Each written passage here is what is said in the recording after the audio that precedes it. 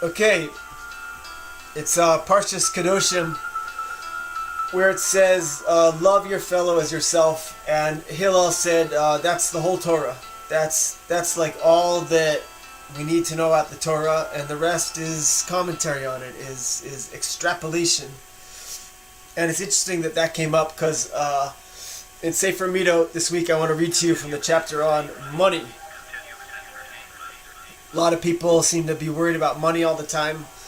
And as you'll see from this chapter, Rabbi Nachman, the advice he's giving about money is mostly about being good to other people, right? In most business approaches, that's not always the main thing. Although in real business it is. Real business, people know it's just about service. It's about serving the customer at the highest level, right? Someone who ridicules other people, his parnasa, his livelihood is diminished by making fun of other people, ridiculing them, demeaning them. We cut ourselves off from the great flow. The speech of the sages brings wealth. The speech of the sages brings wealth. If we're around a true master, Rebbe, a real person, the way they speak is going to connect us to wealth. Wealth does not endure on account of not having mercy on other people.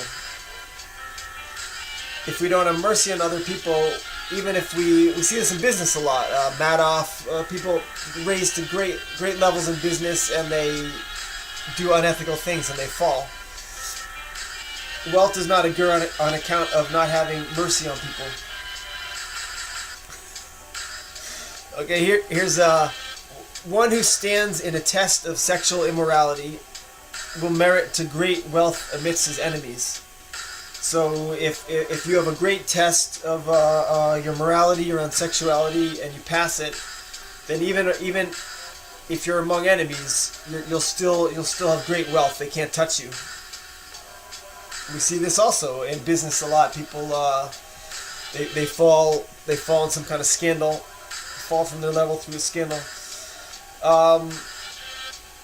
Here, for people that are already in Breslov, I always have to read this one because it's a thing in Breslov. Some people don't like to work. So it says, "Great is work, being that God warned us about work, that a person should do some kind of work."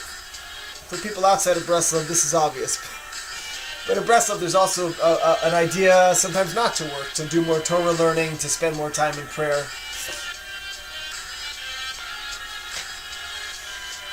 Wine brings poverty. Wine brings poverty. It's during the Omer and we have this music in the background, but I checked with my Havruta and he said that we're allowed to have music in the background if it's part of something educational, instructional. So you can enjoy these beats freely. Wine brings poverty. That's an obvious one. Okay, here, a man who has cognizance, who has da'at, in the end becomes wealthy.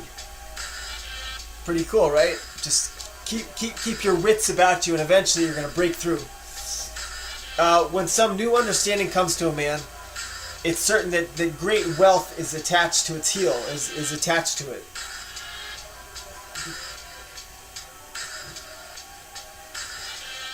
One who disregards the safeguards that the rabbis establish around the Torah becomes poor. So we're trying to follow Torah law. Even those of you that aren't Jewish, eventually you'll realize that the Torah law is also for you, not to convert, but there are 7 laws that you're supposed to follow, that you are encouraged to follow. And so we put a fence around the law. We put extra protection around the law so we don't even come close to breaking the law. Back when I was living in a Chinese Buddhist monastery, we used to have a class on Buddhist law, which is actually very involved. American Buddhism is usually divorced from Buddhist law. It's kind of like Reform Judaism. It's like that. It's like a Reform Buddhism. So I was around the old school Buddhism, and there's a lot of study of the law, Buddhist law. And my Buddhist teacher there, he made one comment where he said, "Oh, it's like in Judaism where they put a fence around the law." And I was like, It was like a big light bulb went off in my brain at that moment he said that. And I said, wow, I'd never been interested in Jewish law. And I started to see the beauty of the Buddhist law. So when he said that was part of the whole avalanche that started me coming back home to my roots.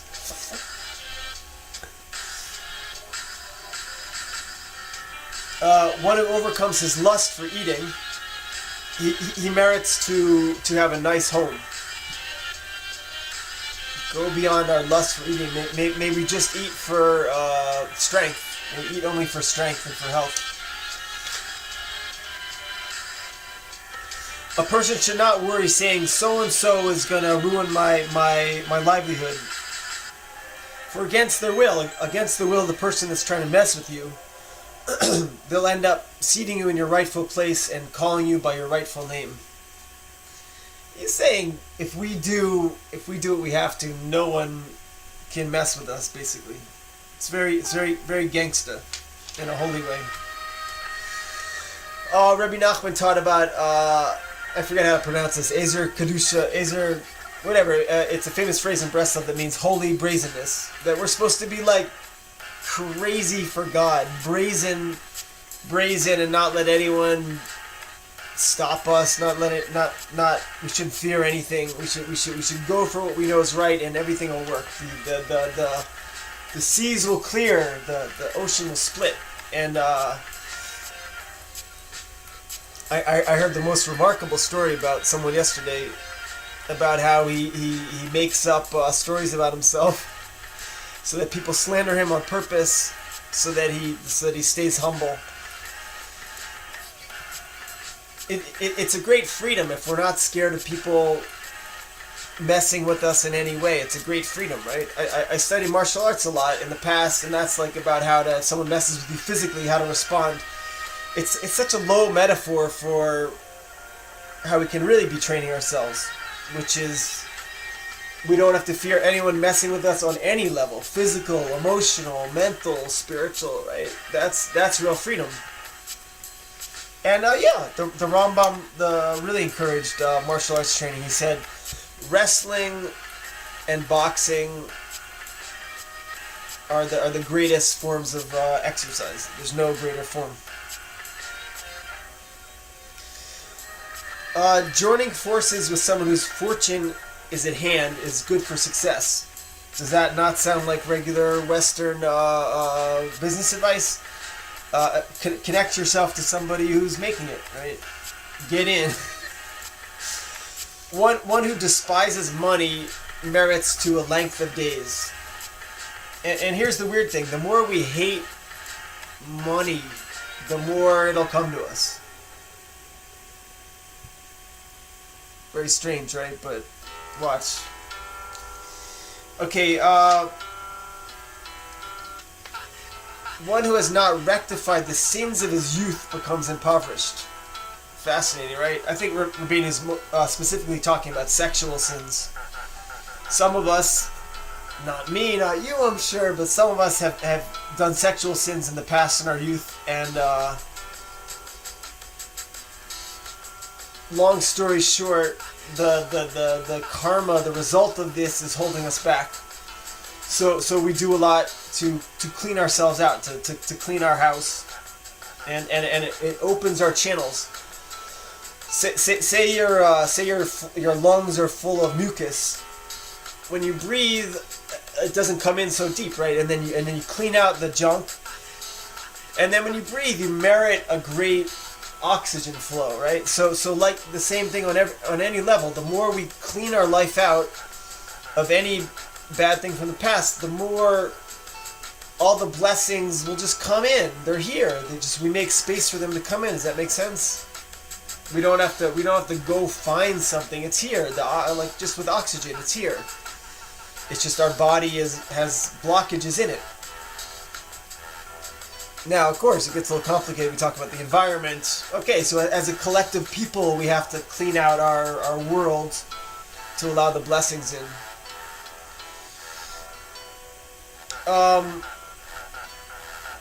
One who exhausts himself day and night for an income and does not get it, his tikkun, his rectification, is to help other people make tikkunim in their life. Other people come back to God. In everything that you do, ask the tzaddik, ask the purest, holiest person you know to pray on your behalf.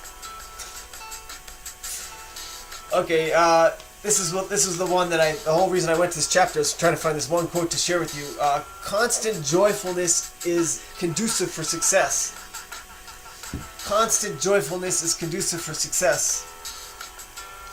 So the more messed up things are, the more hopeless you feel, that's great. We got to find the joyfulness within our situation, and then we can start the path towards good things happening. Okay, so the story that we always tell in regards to this is, once upon a time there was a man and he found a huge diamond and he brought it to an appraiser, and the appraiser said, oh my gosh, this is an incredible diamond. You have to go across the sea to sell it for what it's worth. So the guy went to the docks and he didn't have any money, and he showed the sea captain his diamond, and he said, when I get there I'll pay you. And the sea captain said, wow, all right, this is an important character. So he got on the boat and he's hanging out, and he'd look at his diamond all the time and feel happy. And he was sitting on the boat, and he put his diamond down on the tablecloth to eat, and the waiter came along at the end of the meal, and they'd take the tablecloth and they'd shake the crumbs off into the ocean. So he didn't see the diamond there, and the waiter took the tablecloth and shook it off, and the guy's diamond went into the ocean. So then the guy thought, wow, quite a surprise here. But he knew this teaching about staying happy, so he thought, all right, God gave me the diamond in the first place. We'll keep a good attitude here, and it's going to work out. So he just stayed happy, and one time the sea captain came along and he said, listen, he said to the guy with the diamond, formerly with the diamond, he said, listen, the sea captain said, listen, I have some kind of problem with the tariffs and the taxes, and when we get to the shore, I need someone to sign for my surplus, for my load, for what I'm carrying, and put it in their name so that I can unload it and all that. It's just, sort of paperwork. And the sea captain said, to the diamond guy, said, you'll be doing me a favor. If you sign for it, the ride will be on me, and when we get there, you'll just sign it back in my name, and we can go our own separate ways. So the diamond guy thought, all right, well, at least I got a free ride. So what happened along the trip, so the diamond guy signed for it, and along the trip, the sea captain died. Had a heart attack, died. His second in command took over. When they got there, the entire shipment was in the diamond guy's name. It was a greater worth than the diamond would have been, and that was that. So the moral of the story is, stay happy no matter what happens, and then everything will work out better.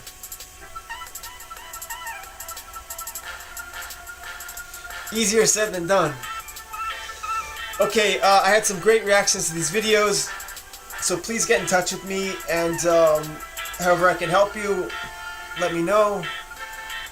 I'm happy to help whenever I can for free.